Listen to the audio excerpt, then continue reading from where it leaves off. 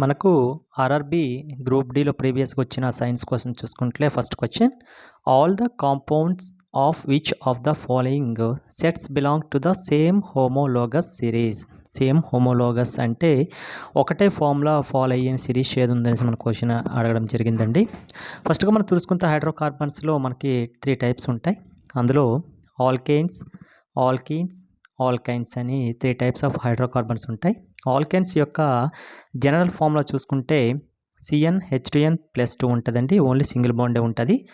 Next విషయానికి వస్తే మనకి ఆల్కేన్ చూసుకున్నట్లయితే double bond, alkenes triple bond వస్తుంది. ఇక్కడ ఇచ్చిన 4 ఆప్షన్స్లో చూసుకున్నట్లయితే ఒకటే ఫార్ములాని జనరల్ ఫార్ములాని ఫాలో అయ్యే ఈక్వేషన్ ఏది ఉందని చూసుకుందాం. ఇక్కడ ఆల్కేన్ యొక్క జనరల్ ఫార్ములా CnH2n+2 కదా. ఇక్కడ n వాల్యూస్ 1 నుంచి ఎంతవరకు ఉంటుంది.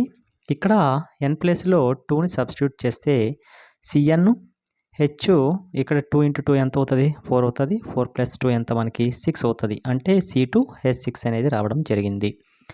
నెక్స్ట్ ఆల్ఫాబెట్ చూసుకున్నట్లయితే నెక్స్ట్ అక్కడ ఫస్ట్ ఆప్షన్లో చూసుకుంటే అన్ని 2లే వచ్చాయి, కానీ పక్క నెంబర్స్ అయితే మారట్లేదు, మారకూడను. ఇది ఆల్కేన్ యొక్క జనరల్ ఫార్ములాను ఫాలో అయినట్టుగా ఉంటుంది. నెక్స్ట్ మనం 3ని సబ్స్టిట్యూట్ చేద్దాం.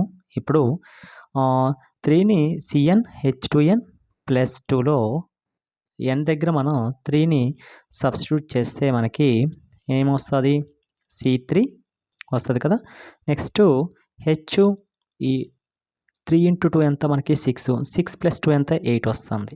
ఓకే, C3H8 వచ్చింది. నెక్స్ట్ n ప్లేస్లో 4ని సబ్స్టిట్యూట్ చేస్తే C4H10 వస్తుంది. అలాగే n ప్లేస్లో మనం 5ని సబ్స్టిట్యూట్ చేస్తే మనకి C5H12 అనేది రావడం జరిగింది. ఓకే, అంటే చూడండి C3H8, C4H10, C5H12 ఇదంతా కూడా ఆల్టర్నేటివ్గా n నెంబర్స్ని పెంచే కొలది మనకి రావడం జరిగింది. కాబట్టి హోమోలోగస్ అంటే సేమ్ ఒకటే ఫార్ములా ఫాలో అవ్వాలి. అంటే ఆప్షన్ సెకండ్లో ఉంది కాబట్టి కరెక్ట్ ఆన్సర్ అనేది సెకండ్ అవుతుంది. Next oral contraceptive pills work by the stopping. Oral contraceptive pills use చేస్తారు. అది దేన్ని మనకి ఓరల్ పిల్స్ అనేది ఓవలేషన్ అండ్ ఇంప్లాంటేషన్ని ప్రివెంట్ చేయడానికి యూజ్ చేస్తారు. లేడీస్ ఇది ప్రెగ్నెన్సీని లేట్ చేయడానికి లేకపోతే కొద్ది రోజులు ఆగడానికి యూజ్ చేస్తారండి. దీన్ని డాక్టర్ ప్రిస్క్రిప్షన్తో యూజ్ చేయాలి. Okay, next calcium sulphate dihydrate is the chemical name of. అంటే కాల్షియం సల్ఫేట్ డైహైడ్రేట్ యొక్క కెమికల్ నేమ్ ఏంటనేసి మనకి అడిగిచ్చాడండి. దాని యొక్క ఫార్ములా CaSO4 2H2O. ఇదే మనకి కాల్షియం సల్ఫేట్ డైహైడ్రేట్ అండి. దీన్నే మనం ఏమంటామంటే జిప్సమ్ అంటామండి. ఏంటి, జిప్సమ్ అనేది అంటాం. ఓకే, కెమికల్ నేము జిప్సము. అయితే ఈ కాల్షియం సల్ఫేట్ డైహైడ్రేట్ని హీట్ చేస్తే 150 డిగ్రీ దగ్గర CaSO4 అనేది రావడం జరుగుతుంది. దీన్నే మనం ఏమంటామంటే ప్లాస్టర్ ఆఫ్ ప్యారిస్ అంటాం. ఏమంటాం, ప్లాస్టర్ ఆఫ్ ప్యారిస్ అనేది అంటాం. ఓకే, ఈ నెక్స్ట్ ఆప్షన్ చూసుకుంటే ఇక్కడ నెక్స్ట్ స్టెప్ ఫర్దర్గా యూజ్ అవ్వచ్చు. మనకి వాషింగ్ సోడా అని మనం ఏమంటామంటే సోడియం కార్బోనేట్ని వాషింగ్ సోడా అంటామండి. సోడా యాష్ అని కూడా అంటారు. బేకింగ్ సోడాని సోడియం బైకార్బోనేట్నే మనం బేకింగ్ సోడా అంటామండి. కుకింగ్ సోడా కూడా అంటాం.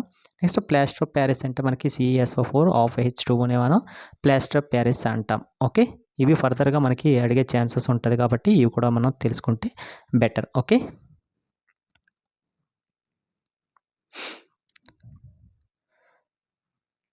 నెక్స్ట్ క్వశ్చన్ చూసుకున్నట్లయితే caustic soda is generally not used in the అనేసి ఇచ్చాడండి.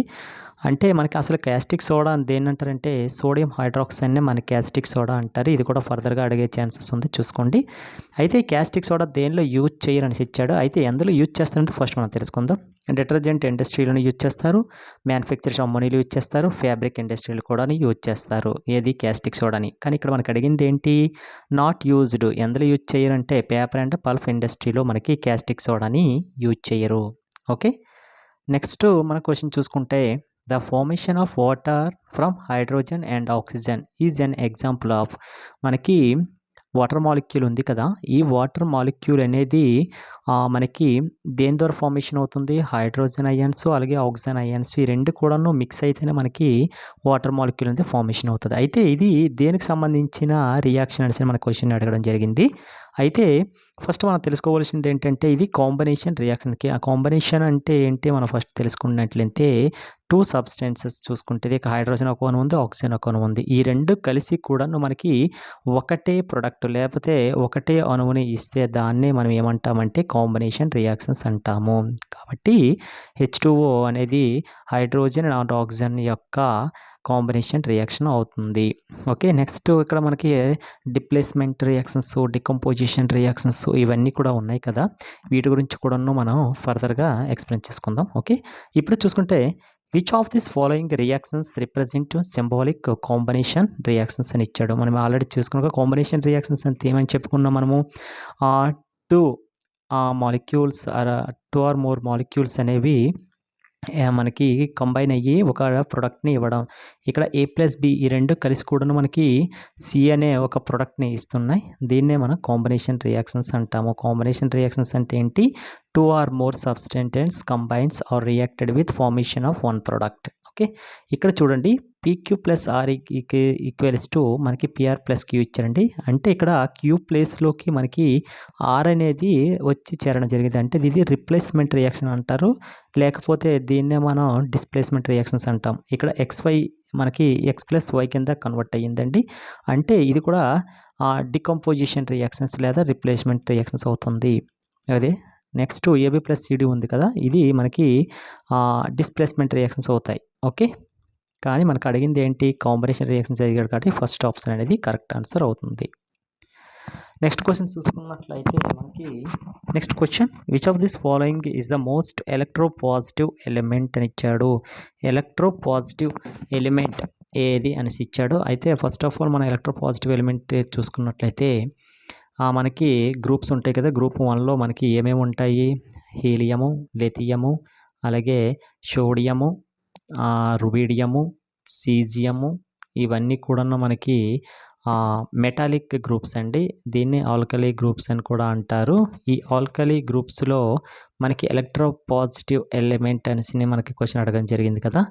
ఫస్ట్గా చూసుకున్నట్లయితే అంటే లాస్ట్లో మనకి ఏ ఎలిమెంట్ ఉంటుంది అదే మనకి ఎక్కువ పాజిటివ్ ఛార్జ్, అంటే అవుటర్ మోస్ట్ నుంచి ఒక ఎలక్ట్రాన్స్ని రిమూవ్ చేసుకోవడానికి ఈజీగా ఉంటుంది. కాబట్టి సీజియం అనేది కరెక్ట్ ఆన్సర్ అవుతుంది, ఎలక్ట్రోపాజిటివ్ ఎలిమెంట్ అనేది. Okay, which of this following has the largest atomic radius? Atomic radius అని ఇచ్చాడంటే లార్జెస్ట్ అని ఇచ్చాడు. అసలు అటామిక్ రేడియస్ అంటే ఏంటో మనం ఫస్ట్ తెలుసుకుందాం.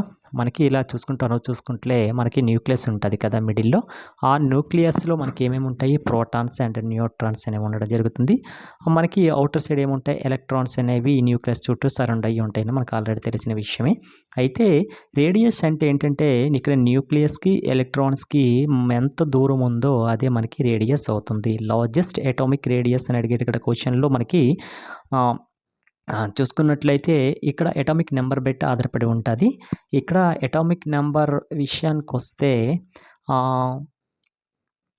ఫ్లోరిన్కి అటామిక్ నెంబర్ ఎంత మనకి తెలిసింది? 9 కదా.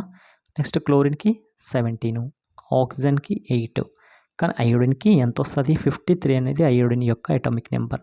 అంటే ఇక్కడ న్యూక్లియస్కి ఎలక్ట్రాన్స్కి గ్యాప్ ఎక్కువ ఉంది కాబట్టి అదే మనకి లార్జెస్ట్ అటామిక్ రేడియస్ అవుతుంది. Okay, does not function as an excretory organ in humans అని ఇచ్చాడండి. అసలు ఏవేవి ఇంద్రియ విసర్జక వ్యవస్థ కింద పనిచేస్తాయి అవయవాలు అని మనకు అడగడం జరిగింది. లంగ్స్ అనేది మనము గ్యాసెస్ని తీసుకుంటుంది అలాగే రిలీజ్ చేస్తుంది కూడా, కాబట్టి లంగ్స్ అనేది కూడా మనకి ఎక్స్క్రిటరీ ఆర్గన్ కింద వర్క్ చేస్తుంది, విసర్జక వ్యవస్థ పనిచేస్తుంది. అలాగే స్కిన్ విషయానికి వస్తే మనకి స్వెట్ అనేది కూడా మనకి బయటకు వస్తుంది కదా, కాబట్టి ఇది కూడా ఎక్స్క్రిటరీ ఆర్గన్ కింద వర్క్ చేస్తుంది.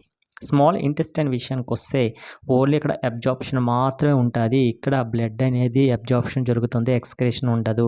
కాబట్టి స్మాల్ ఇంటెస్టైన్ అనేది డస్ నాట్ ఫంక్షన్ అంటే ఎక్స్క్రిటరీ ఆర్గన్ అవుతుంది.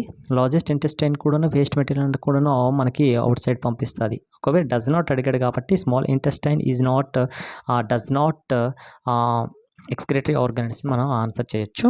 Next some plants can also produce new plants from the roots అని ఇవ్వడం మనకు జరిగింది.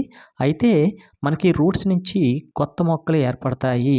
అది ఏ మొక్కల్లో ఏర్పడుతుందనేసి మనకి ఎగ్జాంపుల్ అనేది చెప్పమన్నారు. కాక్టస్ విషయానికి వస్తే మనకి బ్రహ్మజీముడు, నాగజీముడు ఉంటుంది కదా ఎడారి మొక్కలు, ఆ జాతికి సంబంధించిందండి. ఇదంతా కూడా మనకు బయటకు కనిపించేస్తుంది. ఇది మొక్కల నుంచి, ఇది వేల నుంచి కొత్త మొక్కలు రావు. జింజర్ విషయానికి వస్తే మనకి అల్లం ఉంది కదా, ఈ అల్లంలో కూడాను మనకి కొత్త ప్లాంట్స్ రావు రూట్ నుంచి. బ్రయోఫిల్లం మనకు తెలుసు కదా, రణపాల ఆకులు ఉంటాయి. ఈ రణపాల ఆకులు అంచుల్లో మనకి కొత్త మొక్కలు వస్తాయి, కానీ వేల నుంచి అయితే కొత్త మొక్కలు రావు. కాబట్టి మనకు మిగిలింది అది స్వీట్ పొటాటో అనేది మనకి కరెక్ట్ ఆన్సర్ అవుతుంది. ఎందుకంటే ఈ స్వీట్ పొటాటోలో ఎర్రదుంపలు అంటాం కదా మనం, మనకి నేలలోన వేళ్ళు ఉంటాయా, ఈ వేళ్ళు అనేది దుంపలుగా మారి మనకి అక్కడి నుంచి మళ్ళీ కొత్త మొక్క ఏర్పడడం జరుగుతుంది. కాబట్టి ఈ క్వశ్చన్కి మనకి కరెక్ట్ ఆన్సర్ ఏది అవుతుంది అంటే మనకి sweet potato is the correct answer. Okay, ఎందుకంటే రూట్స్ నుంచి మొక్కలు, కొత్త మొక్కలు వస్తాయి.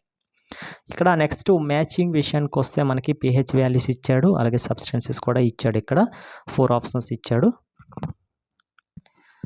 మ్యాచింగ్ విషయానికి వస్తే ఇక్కడ మనకి NaOH సొల్యూషన్ ఇచ్చాడు కదా, NaOH యొక్క ఫస్ట్ మనం తెలుసుకోవాల్సిన pH వాల్యూస్ ఎలా ఉంటాయి చూసుకుందాం. ఎసిడిక్ నేచర్ ఉన్న వాటికి బిలో 7 ఉంటుంది. అదేవిధంగా బేస్ ఉంటుంది కదా, ఈ బేస్ విషయానికి వస్తే మనకి pH వాల్యూ అనేది 7 కంటే ఎక్కువ ఉండడం జరుగుతుంది. ఓకే, నెక్స్ట్ మనకి న్యూట్రల్ కొన్ని ఉంటాయి కదా, వాటి యొక్క pH వాల్యూ 7 అనేది కరెక్ట్గా ఉంటుంది. అయితే మనకి ఇక్కడ ఇచ్చిన ఆప్షన్స్లో సోడియం హైడ్రాక్సైడ్ మనకి బేస్ అని తెలుసు. కాబట్టి ఇచ్చిన ఆప్షన్స్లో ఎక్కువ వాల్యూ బేస్ ఏది ఉంది మనకి, ఫస్ట్ ఆప్షన్లో 14 ఉంది కదా, కాబట్టి NaOH యొక్క pH వాల్యూ అనేది 14 అవుతుంది. నెక్స్ట్ ఇక్కడ 14 అనేది 10 కూడా ఉంది కదా సార్ అంటే ఇంకొక ఆప్షన్ కూడా మనకు ఉంది, మిల్క్ ఆఫ్ మెగ్నీషియం ఉంది కదా. అసలు మిల్క్ ఆఫ్ మెగ్నీషియం కొన్నిసార్లు మనకు అడగడం జరుగుతుంది, ఫార్ములా ఏంటనేసి. MgOH2ని మనం మిల్క్ ఆఫ్ మెగ్నీషియం అంటారు. ఇది కూడా బేస్ కాబట్టి 3 ఆప్షన్లో బేస్ ఏది ఉంది, 10 ఉంది కాబట్టి అదే మనకి కరెక్ట్ ఆన్సర్ అవుతుంది.